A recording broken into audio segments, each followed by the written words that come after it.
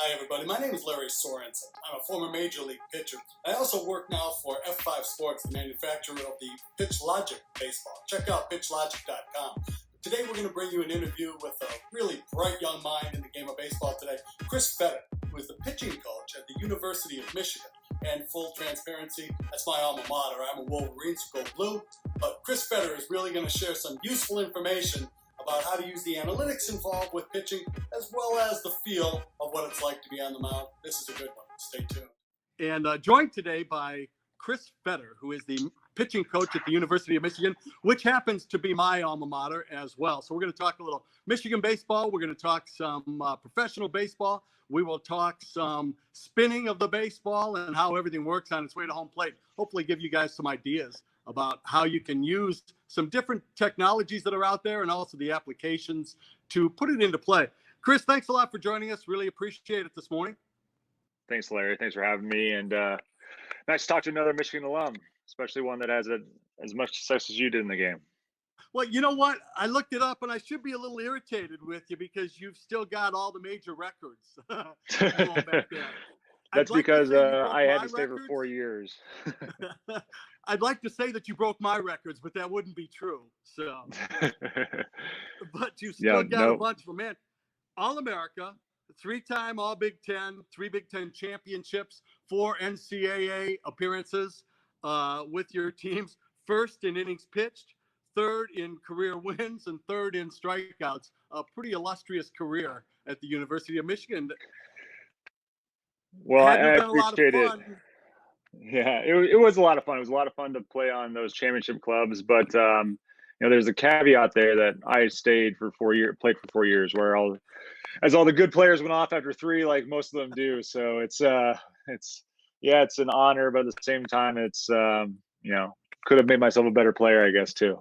Well, what was your big year? What was the year that really got the attention of the pro people, or was it a process throughout all 4? I would say it was a process to get to that point, but it was my 5th year. So I redshirted my freshman year and need that time to develop and just get stronger. Have since lost all of the weight that I put on in that year, but needed that year just to develop and watch. So it was probably the 5th year when I really took it that next level and started to throw the ball harder. Always had, and forgive my backdrop. I'm in my son's nursery. It's the only place that's quiet right now. But so is your son asleep, or might we have some mixed company in here? No, he's right now eating lunch downstairs. Nap time's at noon, so in a little bit we have some time. But yeah, it was my 5th year when the velocity started to come together with the pitchability, and that's where I started getting noticed. I was always a performer, but that was more due to being able to pitch. How about the summer leagues? How much was that impactful in your career? I played 2 summers, and I would say the summer in the Cape after my redshirt sophomore year was probably the most important. Okay. Getting to play with the highest level of talent, seeing that even though I wasn't throwing as hard as others, I could still get them out. So I would say that was probably the most fun for me, that experience being on the Cape, first and foremost. And then secondly, just playing against the best in the country. So it was a little bit of learning how to pitch maybe before the stuff came to you naturally. What did you throw when you were in college? What did you throw?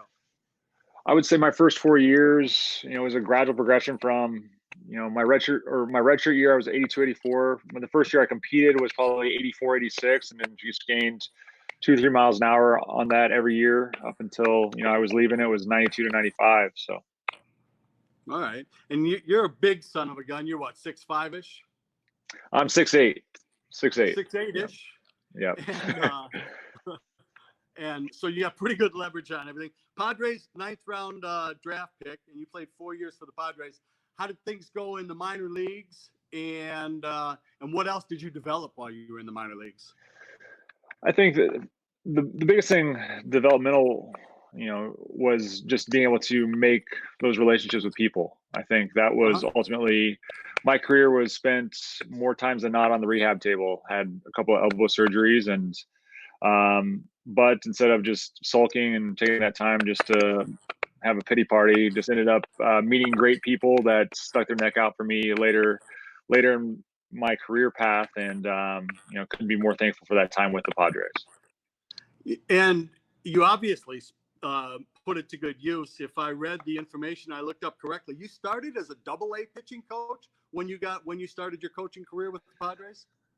No, so that was the first year okay. that we implemented the fourth coach, so like the bench coach. So basically, I was an assistant pitching coach, would help out with what the manager needed, and he was an unbelievable person. And he's a guy named Rich Dower, who taught me a lot about the game. Been in the big leagues forever, and just to have that experience of 144 games next to him every day in the dugout was outstanding, and to be with Jimmy Jones, who was working with the pitchers in the bullpen.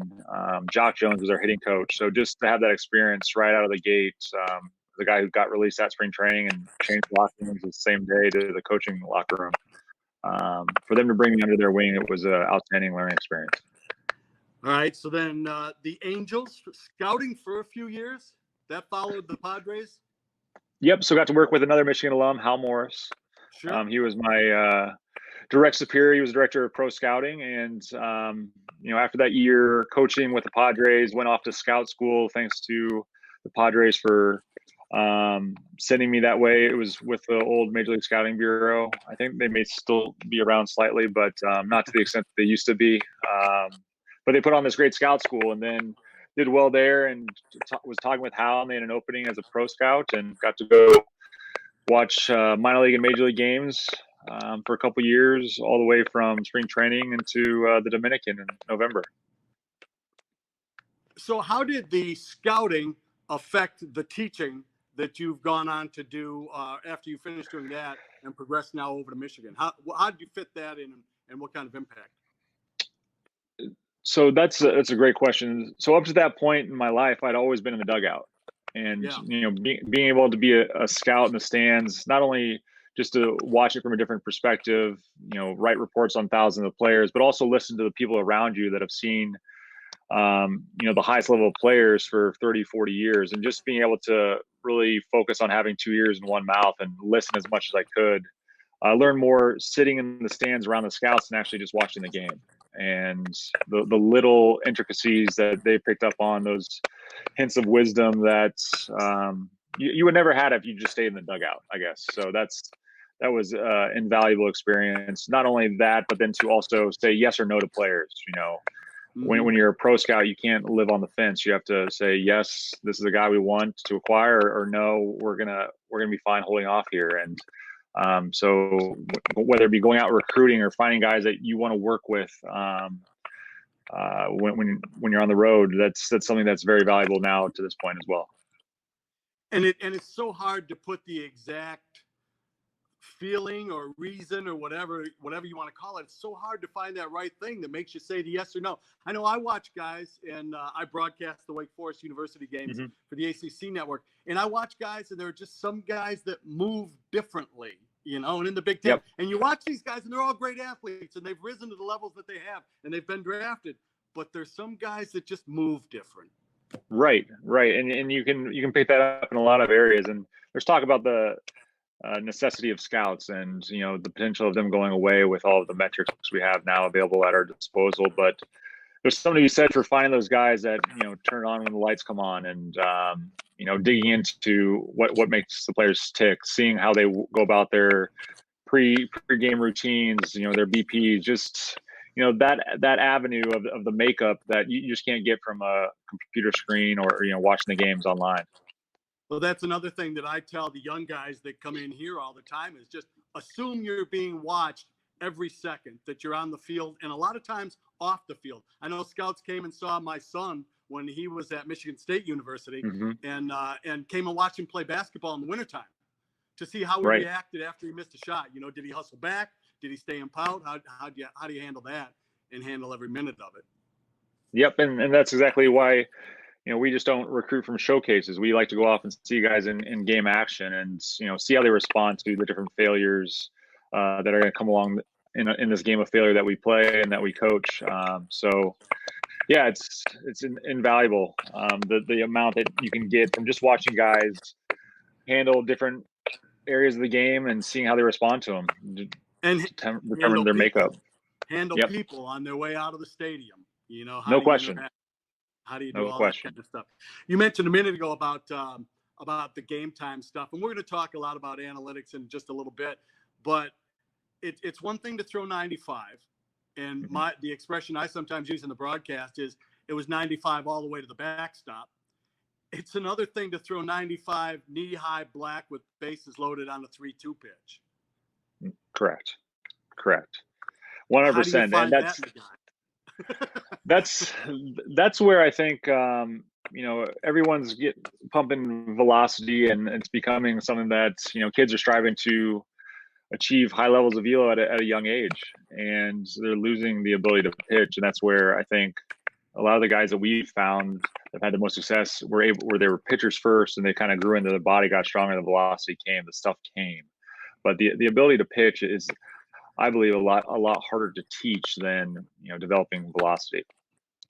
Yeah, I was a 88 to 90 guy, but hard, heavy sink, and probably would have translated 90 to 92, maybe 93, but with a lot of sink. As few pitches as I could get away with. My idea of a perfect game is 27 pitches, 27 outs, and let's go home, or maybe go out and celebrate a little bit. But maybe that'd be a big celebration. You'd have to also buy a watch for your catcher. Yeah, it'd be worth it. It'd be worth it. Okay, so the Dodgers for like what, a year and a half or so? The Dodgers was a short brief stint. So after I left scouting, I went back to go work for the guy I played for at Michigan named Rich Maloney at Ball State. Okay. And was there for a year and a half, and then went to the Dodgers. Okay, that way. And then back to Michigan. And yes. It's been pretty much dreamland for the last couple of years, and you've been a huge part of it, but it's been a really, really nice situation in Michigan. Eric Bakich, one of the bright young coaches in the game now, and you running the pitching staff, and have had a lot of success, a lot of guys drafted. Talk a little bit about Michigan right now. Oh, well, thank you for mentioning Eric. It starts at the top, and he's he's energetic, he's driven, and he's relentless. He's somebody that is always working in every facet to 100% energy level. And from recruiting, you mentioned the guys that I got to work with the last couple of years have been drafted. Well, that's due to the fact that he establishes a standard of recruiting where he's going to be out on the road too.